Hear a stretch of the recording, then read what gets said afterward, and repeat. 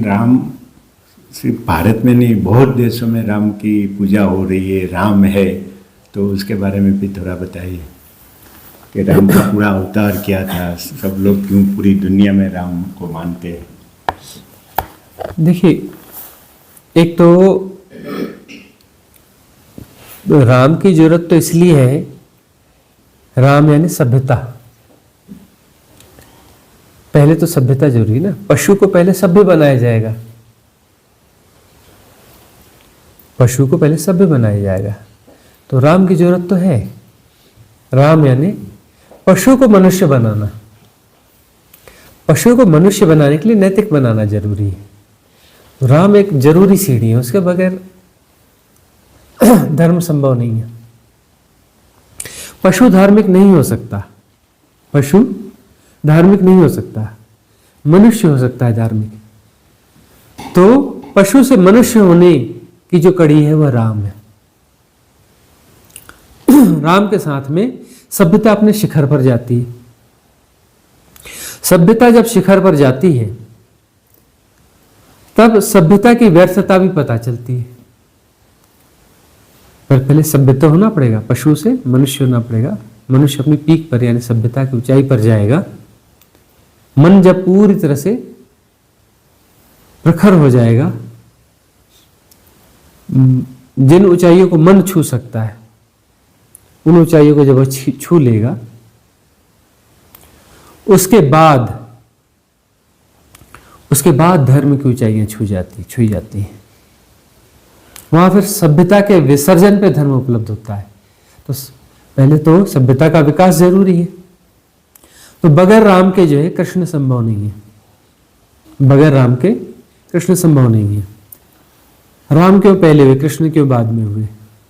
क्योंकि पहले राम ही होने चाहिए ना, उसके बाद ही तो कृष्ण होंगे ना। अब पूरी दुनिया में राम की महिमा है ही।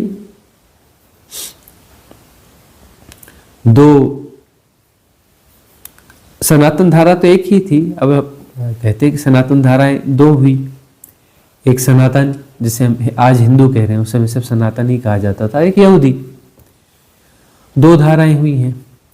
पर जो दूसरी धारा को हम पकड़ें, जिसे हम यहूदी कहते हैं, और यहूदियों से मुस्लिम निकले, क्रिश्चियन निकले और उनके तरह तरह के पंथ निकले हैं, उसमें एक नाम कॉमन मिलता है, आदि देवता अब्राहम। अब्राहम जो है अबराम का अपभ्रंश है। हिब्रू भाषा में अब का मतलब होता है श्री। अब का मतलब होता है श्री, मतलब श्री राम को कहा जाए तो अबराम कहा जाएगा, और अबराम अपभ्रंशित होकर के अब्राहम हो गया। तो उनके आदि देवता भी वही हैं। तो स्ट्रीम तो एक ही थी, लेकिन वो मनुष्य की बेहोशी और जो उस स्ट्रीम को उसने दो मान ली, फिर दो से फिर जहां द्वैत आ गया तो उसके बाद तो फिर गिनती कभी ठहरती नहीं है। जहां टूट गया ना एक बार, उसके बाद गिनती नहीं ठहरती। दो से फिर हजार हो गए।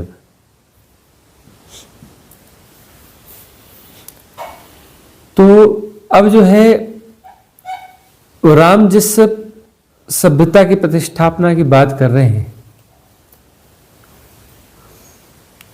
उस सभ्यता की तरफ हर कोई बढ़ना चाह रहा है, क्योंकि उसके कुछ खासियतें भी रही हैं। एक तो गो स्लो लाइफ। राम जो है गो स्लो लाइफ के पक्षधर रहे हैं। ऐसी सभ्यता जो उतना काम करती है जो समाज के सर्वाइवल के लिए, सुरक्षा के लिए जरूरी है। गैर जरूरी विकास, गैर जरूरी आपाधापी पक्षधर नहीं है। राम राज्य आपने सुना होगा। राम राज्य का क्या अर्थ है? परिग्रह ज्यादा करना ही नहीं है, ज्यादा झंझट करनी नहीं है, वासना में ज्यादा पड़ना ही नहीं है। सब अपने अपने काम करते चले और उनको अपना अपना हिस्सा मिलता चलेगा। सादा सामान्य जीवन जीना है। वह राम राज्य है। तो वहां पे लोभ लालच की कोई बात ही नहीं है। परिग्रह करना ही नहीं है तो लोभ लालच कहां से पैदा होगा? अब लोभ लालच पैदा ही नहीं होगा तो बुराइयां कहां से पैदा होंगी? यह राम राज्य रहा है, एकदम गो स्लो वाली लाइफ। अब जो ये फास्ट लाइफ है, फास्ट लाइफ का ही मतलब है मुझे ज़्यादा बटोरना है। भाई क्यों जल्दी चल भागना क्यों है, दौड़ना क्यों है? दौड़ने का कारण तो होगा ना कुछ। दौड़ने का कारण है, भागने का कारण है कि ज़्यादा कुछ बटोरना है, खूब बटोरना है। खूब बटोरना है तो उसमें जो है सारी गड़बड़ियाँ वहाँ से पैदा होनी चालू हो जाती है। वहाँ पर सब कुछ पैदा होगा। काम, क्रोध, मद, लोभ, मोह, दंभ, दर्प, गर्व, अहम, ईर्ष्या, द्वेष, बैर, मासर, घृणा, भय, प्रमाद, सब पैदा कहाँ से होगा? वहीं से। जहां पर परिग्रह होगा, परिग्रह की भावना आएगी, वहां पर दौड़ पैदा हो जाएगी, एम्बिशंस, महत्वाकांक्षा पैदा हो जाएगी। महत्वाकांक्षा सबसे बड़ी बीमारी है। वही हमने पिछली बार भी चर्चा करी थी। यहाँ के जो धन्ना सेठ हैं वो हमें कहते हैं, स्वामी जी बात तो आपकी बिल्कुल सही है, हम भी ऐसा ही चाहते हैं, लेकिन क्या करें, हम परिवार वाले हैं, यह है, यदि हम ऐसा नहीं करेंगे तो हम पिछड़ जाएंगे। मतलब दौड़ में आगे जरूर रहना है, दौड़ में आगे रहते हुए धर्म चाहिए, और ऐसा हो नहीं सकता। यह अलग बात है कि आप दौड़ में नहीं है, लेकिन उसको बाइलक बोलें या आपकी सहजता के साथ में काम करने की क्वालिटी बोलें या जो कुछ भी बोलें, आपको धन हो सकता है, ऐसा नहीं कि धन नहीं हो सकता। लेकिन दौड़ कर पाया गया धन, हम उस दौड़ कर पाए गए धन के प्रति सचेत करें। धन कोई बुराई नहीं है, धन तो बुराई होती ही नहीं है। धन तो एक क्षमता है, एक यूटिलिटी है, उपयोगिता है। धन कोई बुराई थोड़ी ना है। एक किसी के पास में 500 रुपए का नोट है, वो क्या कोई बुराई है? अरे 500 रुपए से दूध भी आता है, मेवे मिष्ठान भी आते हैं, 500 रुपए से शराब की बोतल भी आती है। आप यूटिलाइज कहाँ कर रहे हो? धन तो बुराई है ही नहीं। धन के लिए पागल दौड़ में समस्या है। बगैर पागल दौड़ के यदि कोई जो करोड़पति है, अरबपति है, उसमें बुराई है ही नहीं। बगैर पागल दौड़ के राजा जनक राजा बने रह सकते हैं, कोई उसमें दिक्कत है ही नहीं। पागल दौड़ के साथ दिक्कत है। अब पागल दौड़ के साथ बहुत सारे ऐसे पागल दौड़ में हैं जो कमाते 10, 20, 25 हजार रुपये महीना है, लेकिन दौड़ देख लो, गजब की दौड़ रहती है। पूरी जिंदगी खपा देते हैं, सुबह से शाम खपा देते हैं। कहीं जीवन में साधना नहीं, कहीं सहजता नहीं। बहुत सारे ऐसे लोग हैं जो अपने काम धंधे के अलावा कुछ और बात ही नहीं करते। जहां देखो ना बिजनेस, काम धंधा, ये वो।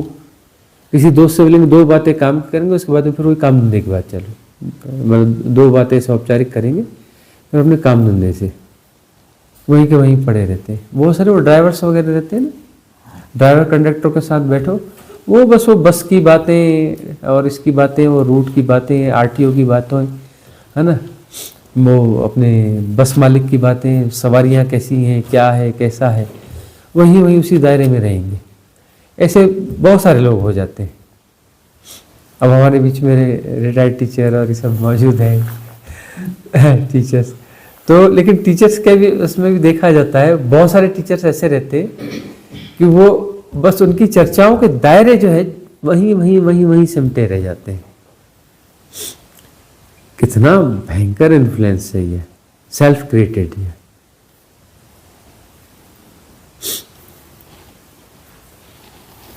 तो सहजता होनी चाहिए। सहजता से ही राह निकलेगी। तो सहजता जो है, सभ्यता के विकास के बाद में जब सभ्यता को तिलांजलि दी जाती है तब सहजता आती। लेकिन सभ्यता के साथ में पहले ऊपर उठना पड़ेगा। सभ्यता के साथ में पहले ऊपर उठना पड़ेगा, सभ्यता को जीना पड़ेगा, और फिर सभ्यता की व्यर्थता को जानना पड़ेगा। क्योंकि सभ्यता आपको वह इंटेलिजेंस देती है, ये लर्निंग है। सभ्यता ही आपकी लर्निंग है। यहां पर आपको इतने लेसन्स मिलेंगे, तब आपको वैराग्य बोध जागेगा। वैराग्य बोध जागेगा, सभ्यता से ही तो जागेगा ना। सभ्यता का मतलब एक आइडियलिज्म है कि ऐसा होना चाहिए, ऐसा होना चाहिए, ऐसा होना चाहिए, फिर आपको लगता है कि ऐसा ऐसा हमने सब किया, एक तो ऐसा होता नहीं है पूरा प्रॉपर, यदि हो भी गया तो जो चीज चाहिए वो मिलती नहीं, सेटिस्फेक्शन तो मिलता नहीं। सारे नियम बराबर फॉलो किए, समाज के हिसाब से सब चले, मिला क्या? संतुष्टि तो मिली नहीं। जीवन में जो सहजता और आनंद है वो तो फलित हुआ ही नहीं। तो वहां वैराग्य बोध जागता है, और वहां जब वैराग्य बोध जागता है तब धर्म की शुरुआत होती है। लेकिन सभ्यता के साथ कदम ताल करनी पड़ेगी, राम के साथ चलना पड़ेगा। राम के साथ चलते चलते राम ही वैराग्य बोध जगाएंगे, और फिर जो है कृष्ण हो जाओगे,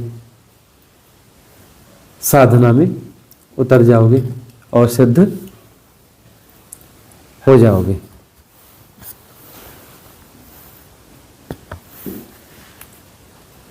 तो राम एक अनिवार्य सीढ़ी है, इस सीढ़ी को क्रॉस करके कृष्ण हो जाना है। बुराई नहीं है, किसी सीढ़ी की बुराई नहीं होती है। यदि वो सीढ़ी नहीं मिलेगी बीच वाली, तो ऊपर वाली सीढ़ी तो मिलने वाली से रही, ऊपर वाली सीढ़ी मिलेगी भी नहीं। राम का स्मरण हमेशा याद रखना कि सभ्यता है, सभ्यता काम करती रहेगी, इन्फ्लुएंस सिस्टम काम करती रहेंगी, लेकिन सभ्यता आपको कुछ दे नहीं सकती सिवाय इस लर्निंग के कि यहाँ सब कुछ व्यर्थ है, सारे सिस्टम्स व्यर्थ हैं। कोई सिस्टम आपको स्थायित्व नहीं दे सकता, कैसा भी सिस्टम हो आपको स्थायित्व नहीं दे सकता, क्योंकि स्थायित्व जो है रित के अंतर्गत नहीं आता। रित जो है, द लॉ है, वह यह है कि यहां कुछ भी स्थायी नहीं है। यही एक नियम स्थायी है कि यहां कुछ भी स्थायी नहीं है, सब कुछ प्रवाह में है। उस प्रवाह के साथ बहते रहोगे तो मोह माया पकड़ नहीं सकती। प्रवाह के साथ है, प्रवाह के साथ जो कुछ हमें स्वीकार है। अब वहां पर ठहरना चाहोगे, पकड़ना चाहोगे, यहाँ पकड़ में कुछ आता नहीं और पकड़ना चाहते हो, तरंगों को पकड़ना चाहते हो। अरे तरंगों को कैसे पकड़ा जा सकता है?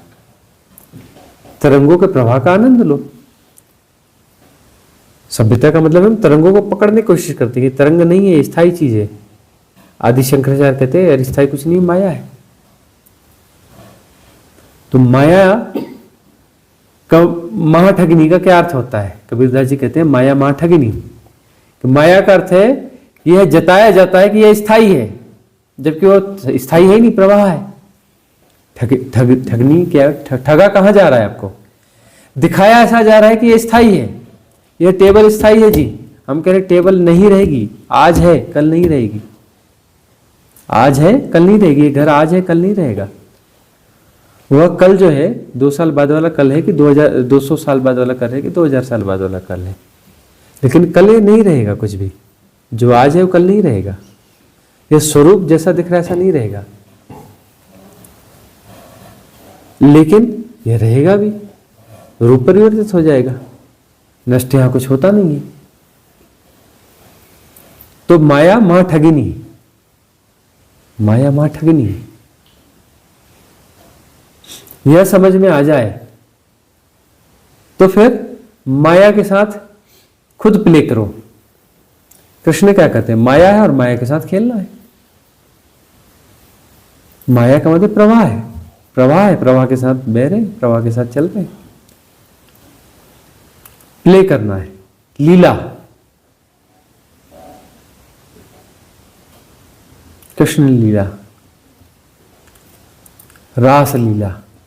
रास लीला में क्या रस है? प्रवाह में एक रस भी है, उस रस के साथ बहो तो रास लीला है। रास लीला के बड़े क्षुद्र अर्थ कर दिए जाते हैं। प्रवाह में रस है, जो बहेगा वही तो रसपूर्ण होगा ना। स्थायी कैसे रसपूर्ण हो सकता है? स्थायी में कहां से रस आएगा? स्थायी तो सड़ा हुआ होता है। जहां प्रवाह है वहां रस है, वह है रास लीला जो रसपूर्ण है।